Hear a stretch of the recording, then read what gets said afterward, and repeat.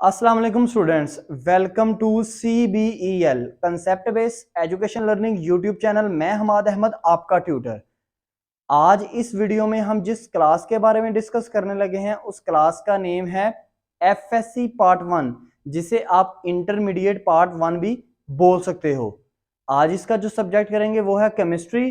Chemistry के मैंने previously आपको 2 लेक्चर्स प्रोवाइड कर दिए हैं, जिसमें मैंने 1.1 लेक्चर आपका जो है एटम उसके मुतालिक डिस्कस किया।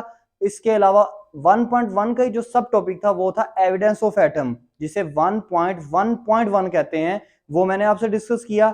आज हम 1.1.2 करेंगे, यानी कि उसका जो सब टॉपिक नंबर 2 है वो है मॉलिक्यूल।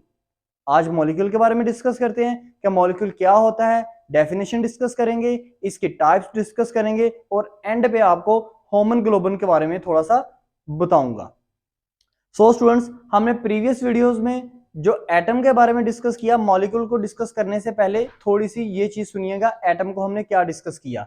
देखें, हमने एटम के मतलब ये डिस्कस किया था, atom atom is a smallest particle of an element. Smallest particle किसका है? एलिमेंट का। विच मे और may not be exist independently, जो इंडिपेंडेंटली रह भी सकता है और नहीं भी रह सकता। मतलब दो चीजें हैं यहां पे, डिपेंडेंटली और इंडिपेंडेंटली।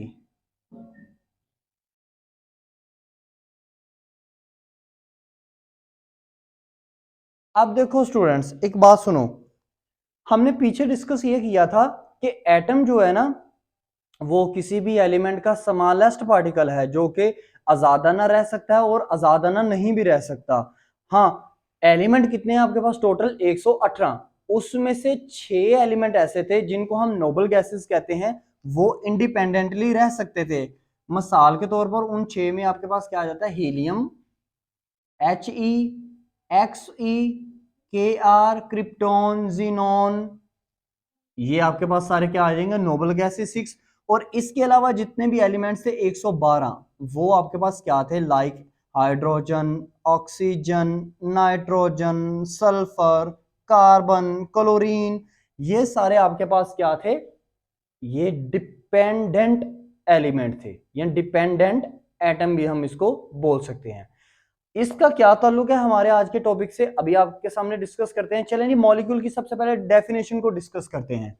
मॉलिक्यूल किसे कहते हैं स्टूडेंट्स? मॉलिक्यूल, मॉलिक्यूल की डेफिनेशन ये है, molecule is a smallest particle of pure substance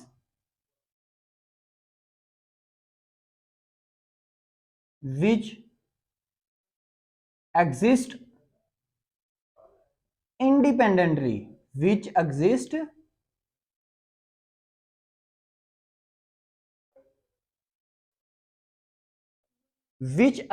independently. देखें, इस डेफिनेशन में ना 2 पार्ट हैं। मॉलिक्यूल जो है वो स्मॉलेस्ट पार्टिकल है, ये भी स्मॉलेस्ट पार्टिकल है, ये स्मॉलेस्ट पार्टिकल है प्योर सब्सटेंस का, डिस्कस करते हैं अभी। लेकिन सेकंड पोर्शन की तरफ चलें कि मॉलिक्यूल हमेशा पाए जाते हैं इंडिपेंडेंटली।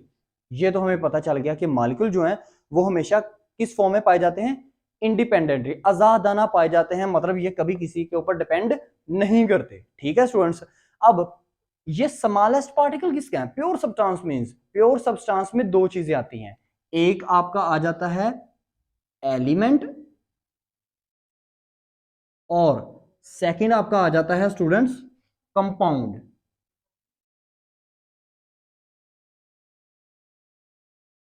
सेकंड आपका क्या आ गया? कंपाउंड। अच्छा, तो इसका मतलब ये हुआ कि मॉलिक्यूल जो हैं वो एलिमेंट और कंपाउंड के स्मॉलेस्ट पार्टिकल हैं।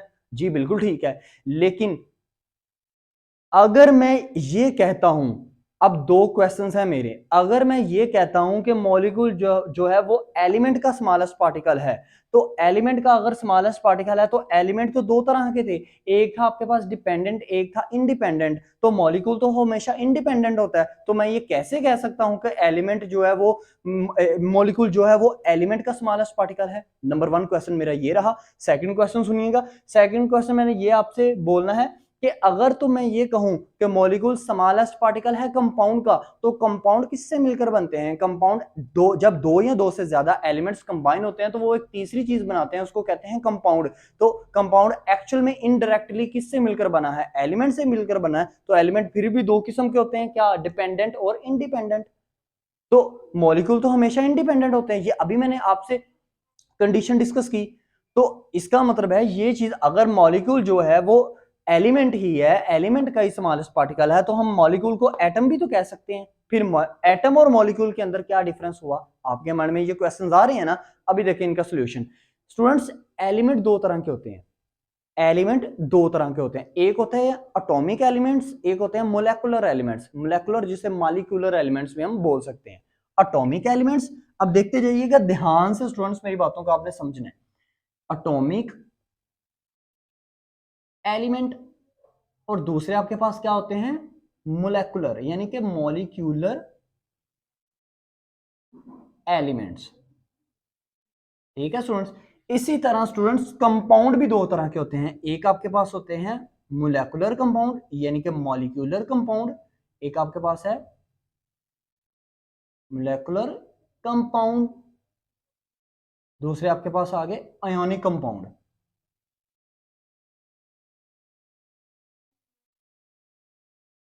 अब इनमें जिनके साथ मॉलिक्यूल आपको नजर आ रहा है, यानी कि एलिमेंट के साथ आपको क्या नजर आया?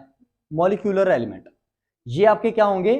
ये एलिमेंट्स आपके मॉलिक्यूल का स्मॉलेस्ट पार्टिकल कहलाएंगे। ठीक है। और दूसरा आपको नजर आ रहा है ऊपर मॉलिक्यूलर कंपाउंड, ये आपके मॉलिक्यूल के स्मॉलेस्ट पार्टिकल होंगे। बात को अंडरस्टैंड कर रहे हैं? अब atomic element, molecular element, molecular compound यानी कंपाउंड, इनका मतलब क्या है? देखिए स्टूडेंट्स, बात सुनिएगा ध्यान से। एटॉमिक एलिमेंट किसे कहते हैं? वो तमाम एलिमेंट जो डिपेंडेंट होते हैं। लाइक 112 एलिमेंट आपके 118 में से जो है वो डिपेंडेंट एलिमेंट है। मिसाल के तौर पर ये जो अभी मैंने एटम में लिखे थे आपके, hydrogen, oxygen, nitrogen, calcium, carbon, ये तमाम आपके क्या हैं? 112 डिपेंडेंट एलिमेंट, यानी कि इनको हम एटॉमिक एलिमेंट भी बोल सकते हैं। अब मॉलिक्यूलर एलिमेंट कौन से हैं स्टूडेंट्स? ऐसे एलिमेंट्स जो आजादाना रह सकते हैं। वो कौन से थे? वो ये वाले थे जिनको हम नोबल गैसेस कहते हैं, like He, Xe, Kr, krypton, xenon. ये सारे आपके क्या होंगे? 6 आपके मॉलिक्यूलर एलिमेंट्स। तो हम ये कह सकते हैं कि मॉलिक्यूल, हम किन एलिमेंट्स को मॉलिक्यूल का स्मॉलेस्ट पार्टिकल, मॉलिक्यूल किन एलिमेंट्स का स्मॉलेस्ट पार्टिकल है? वो एलिमेंट्स जो आजादाना हालत में है, जो आजादाना रह सकते हैं। ठीक है स्टूडेंट्स, जो आजादाना रह सकते हैं उनको हम क्या बोलेंगे? कि ये हमारे मॉलिक्यूल हैं। ऐसे एलिमेंट्स जो आजादाना रह सकते हैं, मॉलिक्यूल उन एलिमेंट्स का स्मॉलेस्ट, छोटा तरीन हिस्सा है। ठीक है स्टूडेंट्स। अब ये तो आपको समझ में आ गई कि जो आपके मॉलिक्यूलर कंपाउंड हैं उनमें आपका आ जाते हैं क्या? आपके पास नोबल गैसेस आ जाती हैं। अच्छा, तो आपके माइंड में एक बात आ रही होगी कि सर अक्सर ना हम ना ये एक चीज पढ़ते हैं, लाइक जो अभी मैं लिखने लगा हूं कि sir H2O2 O3 Cl2, sir ये तमाम भी तो हमारे सर वगैरह हमें बताते हैं कि ये बेटा आपके मॉलिक्यूल होते हैं। तो सर ये कैसे फिर हमारे मॉलिक्यूल हो गए? ये तो नोबल गैसेस नहीं है। जैसे O2, O oxygen, hydrogen, H hydrogen, Cl chlorine, तो ये तो हमारे क्या हैं? ये तो हमारे डिपेंडेंट एलिमेंट हैं, लाइक हमारे एटॉमिक एलिमेंट हैं। तो सर ये कैसे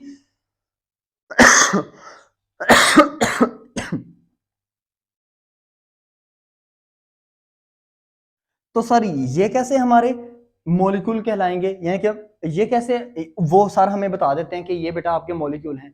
एक बात देखिए स्टूडेंट्स, जितने भी आपके एटॉमिक एलिमेंट्स हैं, अगर सेम अगर सेम एलिमेंट या एटम, आपको पता है एलिमेंट को हम एटम भी बोल सकते हैं, अगर सेम एटम या एलिमेंट को बाउंडिंग की मदद से, आयोनिक बॉन्ड, कोवलेंट बॉन्ड, इनकी मदद से जोड़ दिया जाए, जैसे मिसाल के तौर पर H2 है, तो अगर H एक एटम हो और उसके दरमियान फिर एक H एटम जुड़े बॉन्ड की मदद से, तो ये आपके पास क्या आ जाता है, H2 बना देता है। तो जब आयोनिक एटॉमिक एलिमेंट तब तक एटॉमिक रहते हैं जब तक वो सिंगल हो। जब वो दो आपस में सिमिलर एटम, जो सिमिलर की बात कर रहा हूं, डिफरेंट नहीं, सिमिलर मींस जैसे H और H, जैसे O2 है तो O प्लस O, O3 है तो O प्लस O, 3 दफा O। अगर Cl2 है तो Cl प्लस Cl। अगर दो सेम एटम आपस में कोवलेंट बॉन्ड की मदद से या आयोनिक बॉन्ड की मदद से या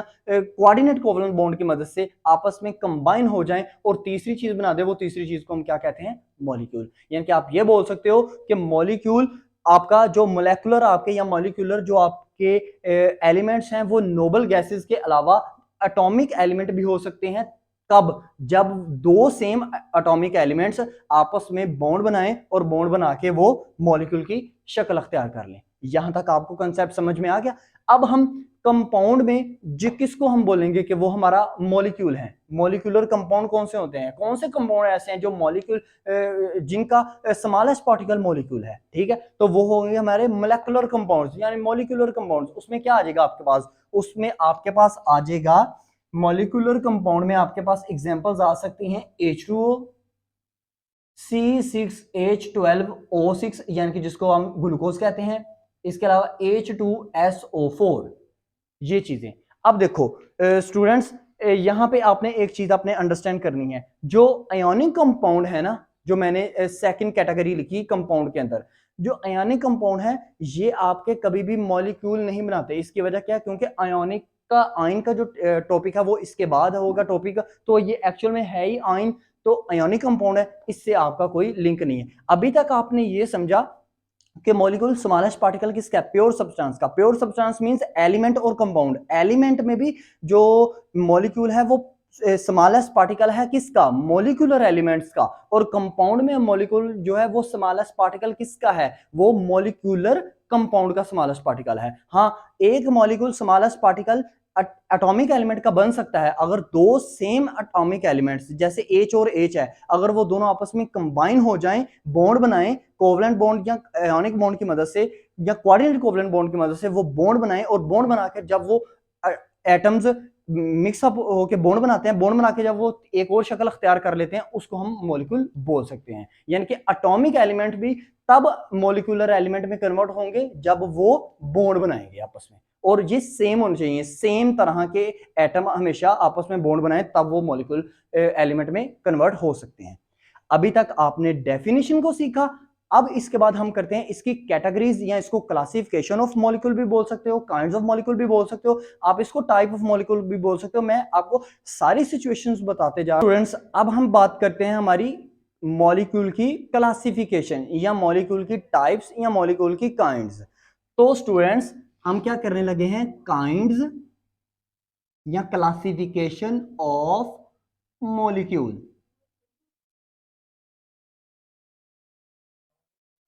अब स्टूडेंट्स एक बात को याद में रखिएगा, टाइप, काइंड, क्लासिफिकेशन ये सेम है। एक्चुअल में ना मॉलिक्यूल को तीन कैटेगरीज में ना डिवाइड किया गया है। नंबर वन आपके पास क्या आ जाती है, नंबर वन आपके पास आ जाती है on the basis of atomicity.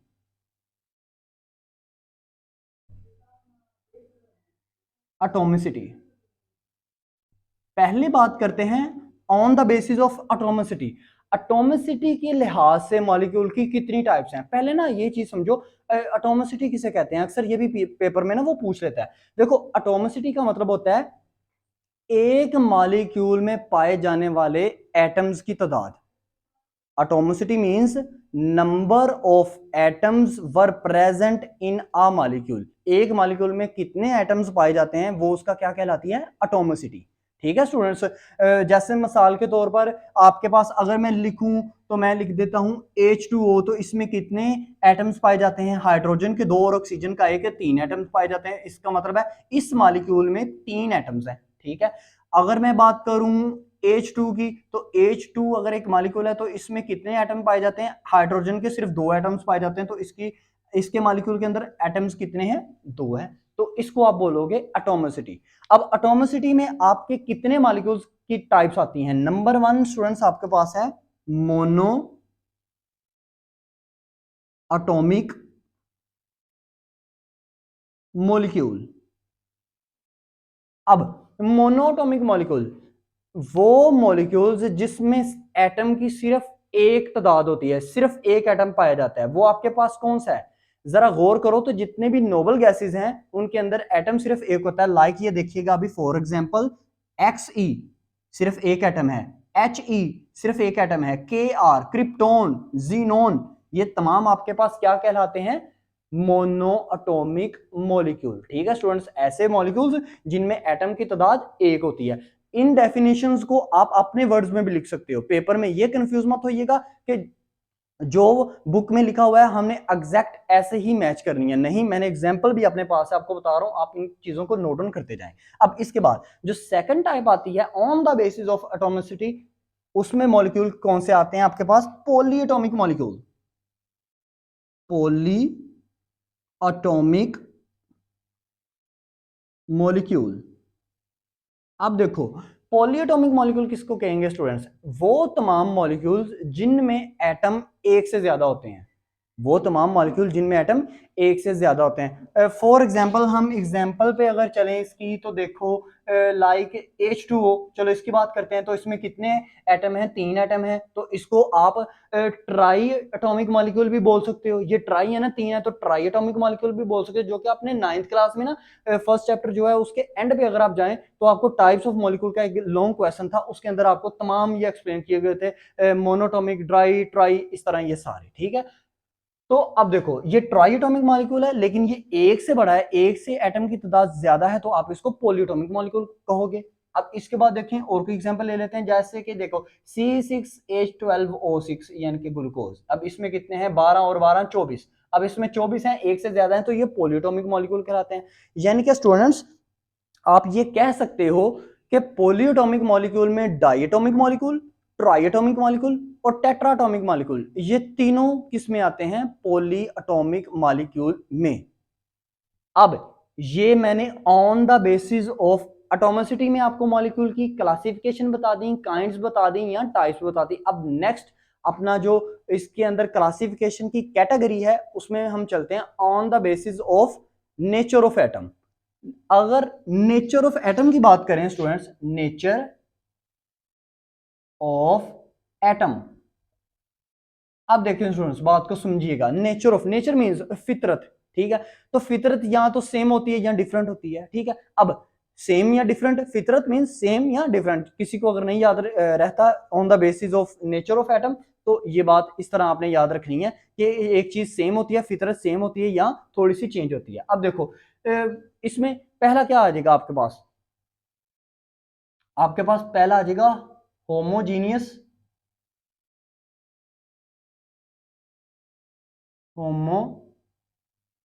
Homogeneous या इसको होमो न्यूक्लियर या होमो atomic molecule, homo nuclear molecule. और दूसरा आपके पास आ जाएगा हेट्रो या हीट्रो, हीट्रो न्यूक्लियस, न्यूक्लियर या एटॉमिक मॉलिक्यूल। आपकी बुक में ये सारी चीजें अवेलेबल हैं, इस वजह से आपने इसमें परेशानी होना, मैं सिर्फ आपको इसका कंसेप्ट क्लियर कर। होमो एटॉमिक मॉलिक्यूल, ये कौन से? ऐसे मॉलिक्यूल जिनमें नंबर ऑफ एटम्स सेम होते हैं, यानी कि एटम्स की जो तादाद होती है वो सेम होती है। मिसाल के तौर पर देखो स्टूडेंट्स, मिसाल के तौर पर आपका Cl2, H2, O3, इसमें O3 के बाद P4, ये आपका क्या है? Cl2 की बात करें तो कैल्शियम के कितने एटम हैं? 2, इसके इजाफी और कोई नहीं जुड़ा हुआ। O3 की बात करें तो O के कितने एटम हैं? 3। अगर हम P4 की बात करें तो P में पोटेशियम के कितने एटम हैं? 4। तो इसमें आप जो भी एलिमेंट लेंगे उसके सेम एटम्स होने चाहिए। हाँ, इसमें आप ये नहीं ले सकते H2O, H2O अगर लेंगे तो वो तो हीट्रो में आएगा। क्यों? क्योंकि H का एक एटम है और 2 एटम किसके हैं? ऑक्सीजन के। चलें हम हीट्रो को भी इसी के साथ ही कवर अप मैंने कर दिया। हीट्रो एटॉमिक मॉलिक्यूल किसको कहते हैं? ऐसे मॉलिक्यूल्स जिनमें नंबर ऑफ एटम्स सेम नहीं होते, डिफरेंट होते हैं। जैसे मिसाल के तौर पर देखें H2O, H का एक, O के H2 O का एक, तो ये डिफरेंट है, सेम नहीं। अब C6H12O6, ये तमाम आपके पास डिफरेंट है, H के 12 हैं, O के 6 हैं, C के भी 6 हैं, लेकिन होली इसको कंपैरिजन किया जाए तो ये तमाम आपके पास डिफरेंट, दो सेम है एक डिफरेंट है, ठीक है ना। तो ये आपके हीटेरोटॉमिक मॉलिक्यूल में आएंगे। अब नेक्स्ट जो आपके पास कैटेगरी है, थर्ड वन, वो है आपके pass on the basis of sizes of molecule. Sizes of molecule यहां पे लिख लेते हैं, on basis of size of molecule. अब देखो स्टूडेंट्स, साइज ऑफ मॉलिक्यूल से क्या मुराद है?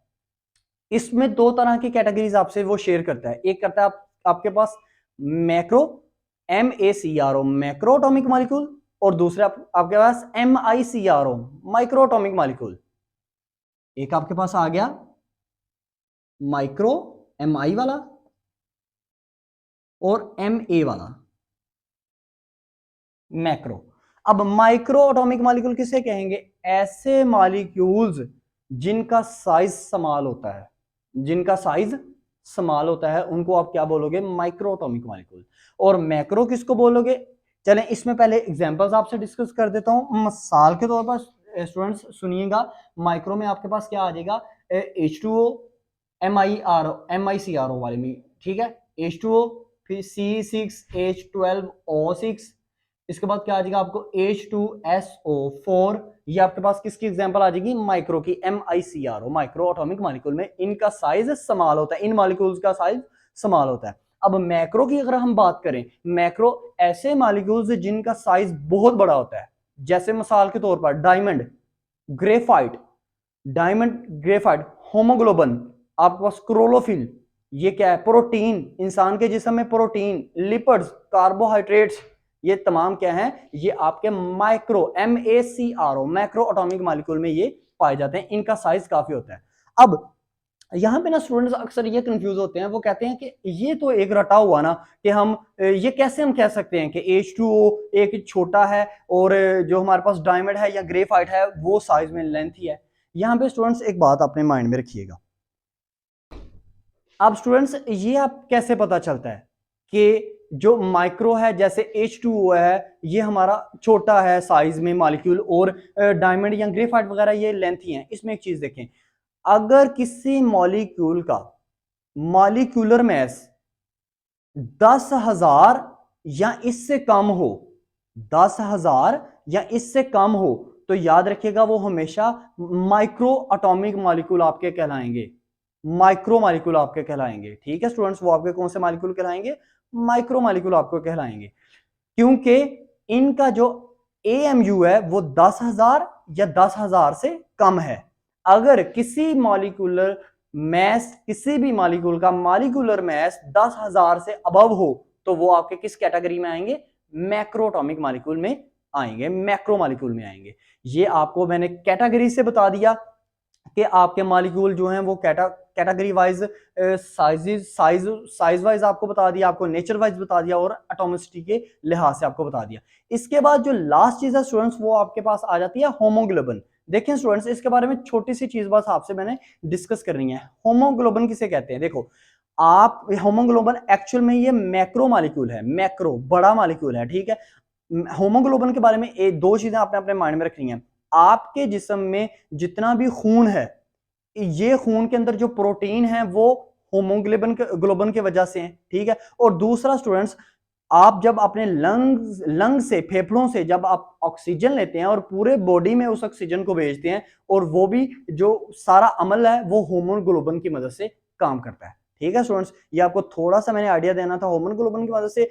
इस टॉपिक को ध्यान से देखिएगा, अच्छी तरह प्रिपेयर कीजिएगा, टॉपिक को बार बार सुनिएगा, और जो पीछे वाले दो टॉपिक्स हैं वो भी बहुत इंपॉर्टेंट हैं, उनको भी इनके साथ कंसेप्ट वाइज चलते जाइएगा, क्योंकि पूरा साल आपको कंसेप्ट वाइज चलने के बाद आपको लास्ट में आपको इंपॉर्टेंट क्वेश्चंस प्लस आपको इंपॉर्टेंट MCQs और लॉन्ग क्वेश्चन भी बताए जाएंगे। इस टॉपिक में अगर बात करें तो इंपॉर्टेंट शॉर्ट क्वेश्चन कौन सा आ सकता है? वो आपको डेफिनेशंस पूछ सकता है मॉलिक्यूल की, आपको मॉलिक्यूल की टाइप्स बोल सकता है, एटॉमिसिटी के लिहाज से, साइज के लिहाज से, नेचर के लिहाज से, ये दोनों चीजें आ सकता है। और आपको ये भी कह सकता है कि एलिमेंट की टाइप्स कितनी है मैंने आपसे डिस्कस किया। एटॉमिक एलिमेंट है और एक आपके पास मोलेकुलर एलिमेंट है। कंपाउंड कितनी किस्म के होते हैं आपके पास, मॉलिक्यूलर कंपाउंड होते हैं और आयोनिक कंपाउंड होते हैं। और आपसे स्टूडेंट्स वो एमसीक्यूज भी इस पूरे टॉपिक के रिलेटेड वो एमसीक्यूज भी डाल सकता है। आपसे ये कह सकता है कि नीचे दिए गए जो फॉलोइंग मैंने 4 आपको ऑप्शंस दिए हैं, इसमें बताओ कौन सा मॉलिक्यूल है कौन सा मॉलिक्यूल नहीं है। वीडियो को अच्छी लगी तो लाइक कीजिएगा, चैनल को सब्सक्राइब कीजिएगा। अब तक के लिए इतना ही, अल्लाह हाफिज।